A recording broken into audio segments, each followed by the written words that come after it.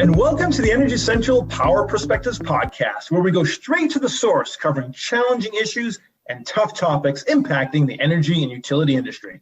My name is Jason Price of West Monroe, and I'm coming to you from New York City. Joining me, as always, and based in Orlando, Florida, is Energy Central's community manager and podcast producer, Matt Chester. Today's show features not one, but two extraordinary minds in their respective fields to talk digital, employing digital solutions as a means to an end. We will get a profile of their digitalization journey at one of the most recognized and admired utilities in North America.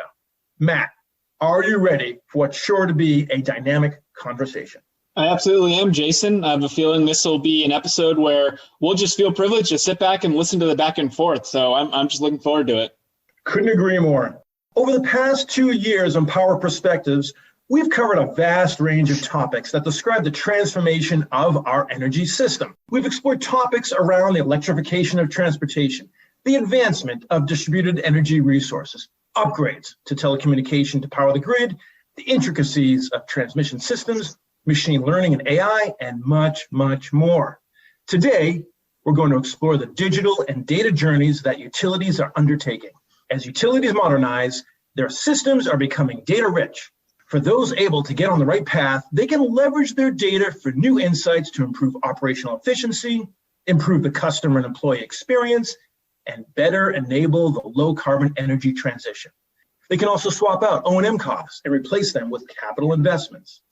The results from having a clear data optimization strategy can be more powerful than even capturing lightning in a bottle.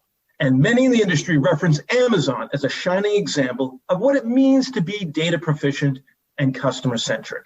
And we will be hearing from one of those utilities that is on the path heading in this direction. But before we bring our guests into the podcast booth, we do want to recognize West Monroe for making today's episode possible.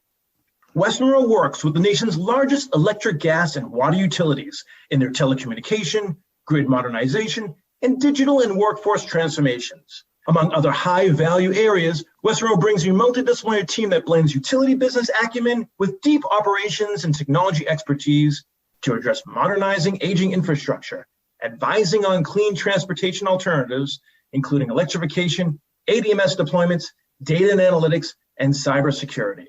With us today is Paul DeCotis, Senior Partner at West Monroe and East Coast Practice Lead. Paul is at the forefront of working with utilities in advanced grid analytics, working on some of the nation's most innovative and comprehensive grid modernization projects. Prior to West Monroe, Paul's distinguished career includes serving as Deputy Secretary of Energy for 2 governors of New York and Chair of the State Energy Planning Board, Vice President and Managing Director at Long Island Power Authority, Director of Energy Analysis, Policy, and Planning at NYSERDA. Paul sits and advises on a long list of professional and academic boards, is a prolific writer on a variety of energy topics, and most recently led an analysis of the impacts on the energy industry in the tri-state region of New York City post-COVID, and laid out a roadmap for how the energy sector might contribute to the region's economic recovery. With such an extensive reach into the industry, it's no wonder West Monroe and Paul DeCotis specifically are so respected. Paul, as fellow colleague, I am both personally and professionally honored to welcome you to the Power Perspectives. Thank you, Jason and Matt, for the opportunity to be here with you today, and pleased to be here with Mike Murphy. Thank you, Paul. And we're thrilled that as we get an inside look at the roadmap toward digitalization, we have joining us in the podcast booth is Mike Murphy of Consolidated Edison Company of New York, the electric, gas, and steam utility serving New York City and the adjacent Westchester County. In his 21 years with Con Edison, Mike has served in a variety of roles, including supporting the company's largest customers, managing the competitive marketplace, managing the company's billing systems, and leading an effort to revamp digital channels. Currently, Mike is General Manager of Customer Operations, responsible for a number of key customer functions, including customer experience and insights, digital customer experience, bill delivery, quality assurance, and customer-related regulatory policy. Mike Murphy, welcome to Power Perspectives. Well, thank you, Jason and Matt, for the opportunity to be with you today. I'm just really excited to share with your audience, along with Paul, some really cool things we're working on here at Con Edison and also share some insights regarding our digital journey and maybe most importantly, how we're really going to deliver value to our customers and employees. It's a pleasure to have you on the show. Paul, we want to start the conversation with you to give us a big picture view of these data and digitalization trends that you're seeing today. Paint for us a landscape of the direction the utility industry is going. Sure. Thanks, Jason. Let me start by saying that at the same time, the utility industry is coming to grips with the demands being placed on it from regulators and customers, and that is to improve reliability and strengthen resiliency. It's also being tasked with an oversized role in decarbonizing the economy. As you know, dozens of states have targets for decarbonizing their economies across all sectors. And in short, for utilities to support these efforts and their obligations required by regulation and or legislation, they need to make some significant capital investment in grid infrastructure and information and operations technology. Customer information systems and the services they provide are key here. The grid is becoming increasingly digitized by design, and advances in distribution automation, grid edge, and distributed energy resources, new flexible resources like battery storage, and buildings and vehicle electrification require digital capabilities. Digital capabilities and platforms are required for utilities to optimize grid performance and customer operations. Customers have come to expect light touch, low effort, and high impact interactions with service providers, including utilities. They have become accustomed to real-time digital experiences with streaming services, e-commerce, and expect the same from their utility. Utilities like Con Edison and the work that Mike Murphy is leading are responding with speed and commitment to being digitally enabled and making use of advanced data analytics to meet its strategic, regulatory, and legislative objectives. Mike, would you agree with that assessment? Yes, I certainly agree with Paul. We're seeing customer expectations and the industry changing just so rapidly. And at Con Edison, we see digital solutions, advanced analytics as really a major key to us meeting our strategic priorities and commitments.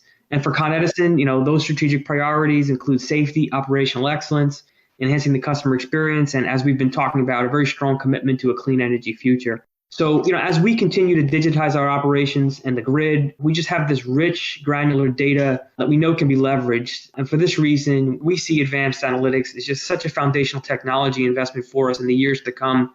It's going to enable us to be smarter, more efficient in almost everything we do. Mike, I'll stay with you here. While Paul's looking at the trends of the utility, you're living at the heart of the sector. So what are the most important trends that you see? Yeah, we see a number of trends in the customer experience area. I'll talk about a few of them. The first is just the speed at which customer expectations are rising, and right alongside of that, technology advancement. As we all know, the customer's perceptions of just what is an easy, intuitive experience is just changing so rapidly. During the pandemic, we've seen an increase in adoption of digital, which we're very happy about, but we've also seen an increasingly shorter attention spans from customers when using digital services. So we've had to go back and just redesign and optimize some experiences that were created, just over the last few years for our customers. We also have the challenge of, as we expand features and services to our customers, we have to make more services just as easy to find and access for our customers. So over the next few years, our expectation is that we will have expanded options and channels for customers. They must remain easy and access to use. And so we're focused on constant optimization to deliver on the expectations for easy, intuitive experiences. I think the second key trend is this need to support our customers through the clean energy transition.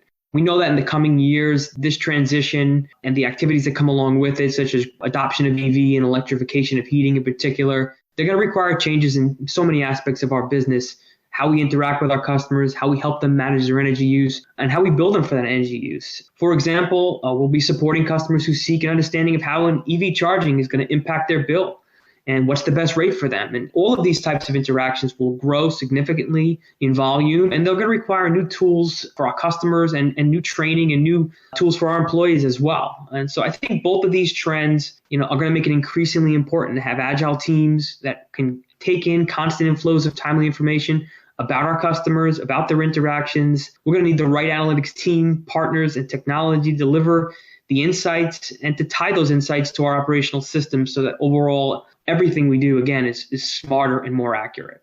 Mike, let's stay with you for a moment. Tell us more about some of the ways you plan to use analytics to support the customer experience. Yeah, so we're focused on, again, using analytics in a number of our operational areas, and certainly to support the customer experience. I'll give you a few examples. We're really focused on the ability for data analytics to provide proactive and predictive insights and suggestions, and to integrate those with our CSR tools, for example, our frontline customer tools, and our overall customer-facing digital tools, so that we can suggest solutions, programs, and services to customers, based on the full set of information, we have. So analytics is going to make all of our tools smarter. I think an example of that is we recently launched a virtual assistant we call Watt here at Con Edison, which can sort of help customers with artificial intelligence. And we know that the more analytics data we have that we can provide Watt, the smarter Watt can be and be able to assist our customers with more and more inquiries. We're also going to be using analytics to evaluate, our live agent and self-service channel effectiveness. It will help us identify root causes and help us make sure we're, in all places possible, handling customers' inquiries on the first contact. Finally, we talked about the clean energy transition. We'll use analytics to recommend and help customers through key decisions around billing, rates, the impact of adoption of clean energy technology on their lives. And we're also going to be using analytic data to, bring in data from municipal and state data sets to identify buildings that really would benefit the most from the range of the clean energy programs that we offer and are available to them. As you can see, analytics is just going to be so foundational to so many of the things we do as we look at our strategic priorities over the next few years. That's great. And as a Con Ed customer, I'm looking forward to benefiting from some of these, including introducing myself to Watt. So I'm looking forward to that. So Paul, it's over to you. Do you have anything to add on the utility trends in this area? Yes, thanks, Jason. Just briefly, I think Mike painted a very vivid and real-life picture of the trends we are seeing in the industry and in utility and customer operations in particular. Our West Monroe team works with the utilities across the country, navigating and adapting to, and in some cases, helping to define and characterize these trends. Mike and his team are on the front lines, living a day in the life of a utility. To operate effectively and responsibly in the 21st century, utilities can't do it alone. They need customer, regulator, and public support to advance new and innovative initiatives and practices. And Jason, to do this, the utilities need to invest capital. Broadly speaking, balancing competing needs for reliability and resiliency, clean energy and decarbonization, and meeting higher customer expectations is no small feat. Utilities like Con Edison and the work that Mike is leading is truly groundbreaking from what we see with the utilities we work with across the country. In the coming years, utilities will be investing billions of dollars in infrastructure, hardware, and software to help shape and react to market trends, consistent with public policy goals and constituent needs. So this is the beginning of a journey. It's going to be interesting to see how the rest of the industry reacts, and not just the utility industry, but also all their constituents, the goods suppliers, manufacturers, hardware, software providers, et cetera. This is really an interesting time. And staying with Paul here, do you find that when assisting a utility partner like Con Edison, that you're solving one problem at a time? Or are you more able to provide solutions that become all-encompassing of many of these issues? Can you talk about that? Yeah, sure, Jason. And that's a really good question. I think as professional service providers, West Monroe and others help clients better define and articulate their business and technology needs. We share best practices with what we are seeing and doing with other similar clients across the country. We also help develop solutions as partners that best fit their unique needs. As you know, one size does not fit all, and we and our clients remain steadfast in commitments to work collectively and collaboratively to meet client needs. So I would say we continue to iterate and improve in an agile fashion, much like Mike alluded to earlier, such that when is all is said and done, all utility core services are related in one way or another, and solving an issue in one area often provides value in another. Mike, I want to get your perspective on the same question I just asked Paul. So, when you're working with Paul's team or other professional service providers and integrate digitalization and data analytics, how do you see that impacting enterprise operations? And where you sit, do you see a wider impact from all this? Yes, I certainly do. While we're today, working on many digital analytics initiatives across the company, and again, we focus today's discussion on our customer experience effort. We're focused on near-term value because we always have to be trying to get better and better for our customers and our company. But we're also, as we do that, we work with folks like the West Monroe team to really make sure we have the right foundational technology, people, and process in place so that we can support the full enterprise well into the future on these type of digital analytics efforts. So I think we're very cognizant that it's very important that we take an enterprise approach to our investments, certainly to maximize their value as we go forward. Terrific. Mike, staying with you. So given all that, I'm curious, what advice would you offer fellow utilities that we know are listening into today's episode? At Con Edison, in all we do, we're focused on continuous improvement. So we're excited about what we're working on, but there's always opportunity to improve. And so a couple things I think that, have worked for us and I would share with others that are starting this journey. I think it's really important to strike the right balance of focusing on near-term value for the customers and the company, but also, again, working on that cohesive strategy for customer experience and technology. We have to build a support for customer experience programs internally and externally, and it requires the development of a customer experience strategy and the supporting investments for that strategy to be shared often with stakeholders at all levels, from employees to regulators. And so facilitating that alignment around the strategy and the specific investments that support it has really helped us to be successful in our digital efforts. Also, I would advise others to avoid defining too far out into the future the exact sort of focus areas or use cases that will be addressed with digital and analytic solutions. The pace of change is just so fast. We find it imperative to really think about building capabilities and ways of working that incorporate the ability to be flexible, so that when the highest value focus areas become clearer and unexpected needs emerge, we can make sure we tackle those and are successful. So, for example, we've had success at Con Edison planning digital analytics focus areas and releases quarterly. And I think that's something that I think really has helped our success. Thanks, Mike. Paul, same question for you. You've worked with plenty of utilities, so I'm sure you've seen patterns across the industry.